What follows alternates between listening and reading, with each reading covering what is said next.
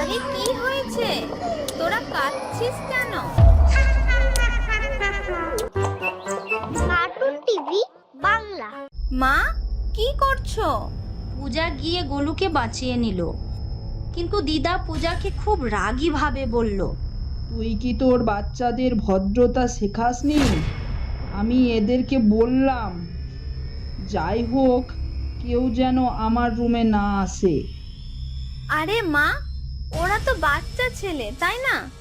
কিন্তু তাই বলে তুমি ওদেরকে এভাবে মারছো কেন? বেশি মুখ নাড়াবি না, এটা আমার ঘর।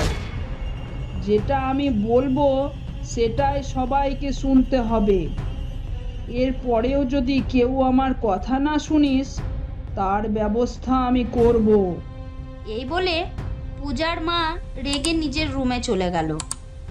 পূজা ও তার ছেলেরা এটা দেখে খুব অবাক হলো। মা, আমি এখানে থাকতে চাই না, চলো এখান থেকে আমরা ঘরে যাই। হ্যাঁ মা, এখান থেকে চলো।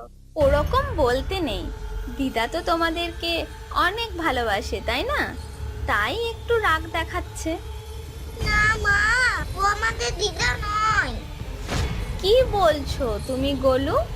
গোলুর কথা শুনে পূজা খুব আশ্চর্য হলো। আমিও কিছু বুঝতে পারছি না, একটু ঠিক করে বলো।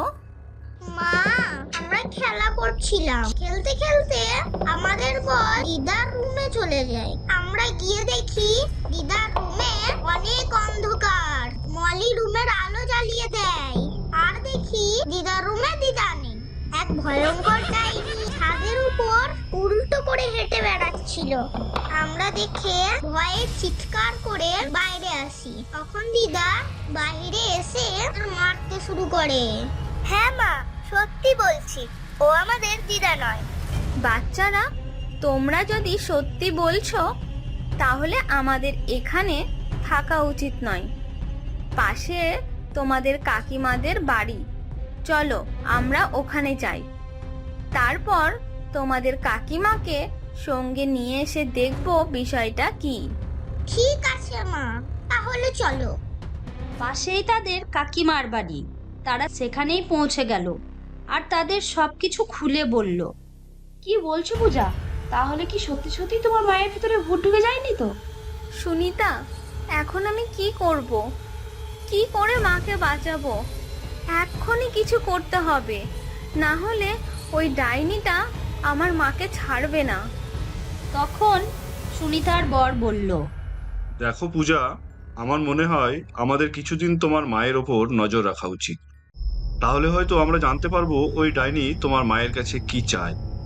কিন্তু আমরা যদি ওখানে সামনাসামনি যাই তাহলে ডাইনি আমাদের দেখে ফেলবে।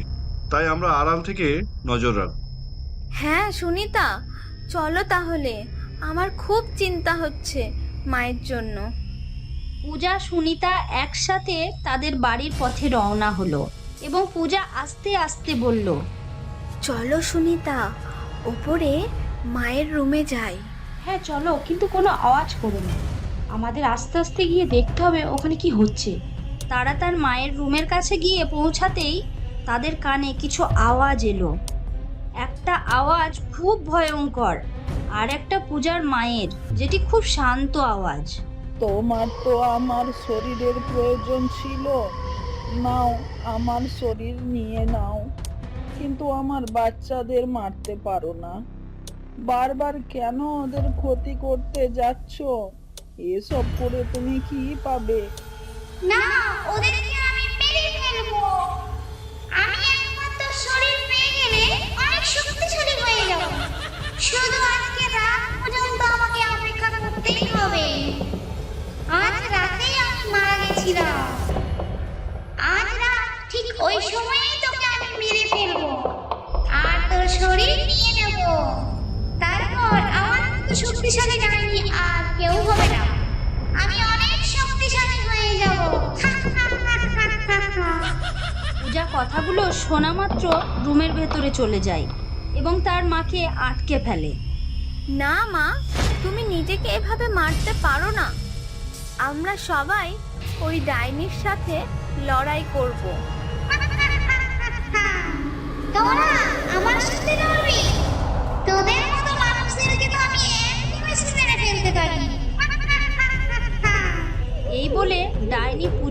হাওয়াতে তুলে ফেলে।